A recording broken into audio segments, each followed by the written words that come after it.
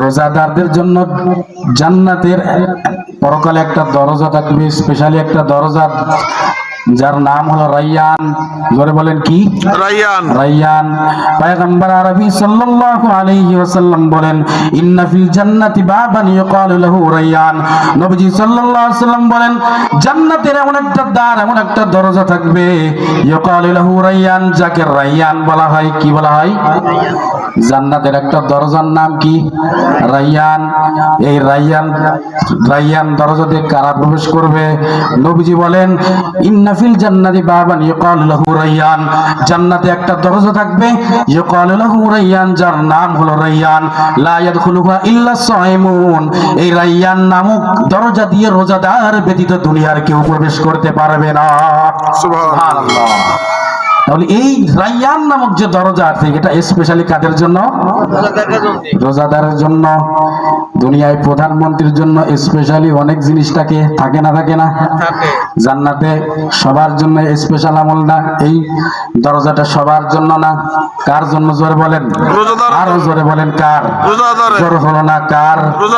পয়গম্বর আরবি সাল্লাল্লাহু আলাইহি ওয়াসাল্লাম বলেন, জান্নাতে একটা দরজার নাম হলো রায়্যান।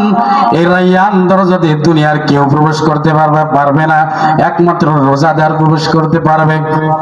এটা কয় নাম্বার আমল? 4 নাম্বার।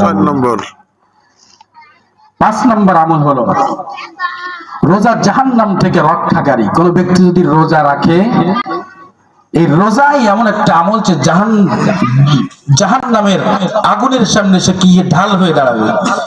তার মানে এই রোজাই তাকে জাহান্নামের অগ্নি থেকে হেফাজত করবে। সুবহানাল্লাহ, সুবহানাল্লাহ।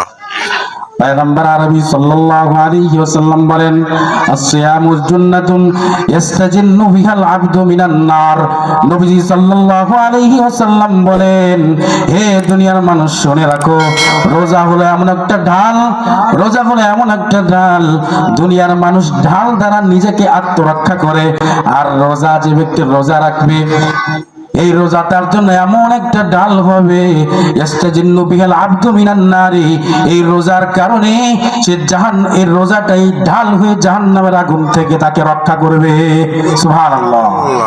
দুনিয়ার মানুষকে যেমন ভাবে ঢাল রক্ষা করে, এই রোজা ঢাল হয়ে জাহান্নামের আগুন থেকে রোজাদারকে রক্ষা করবে। সুবহানাল্লাহ।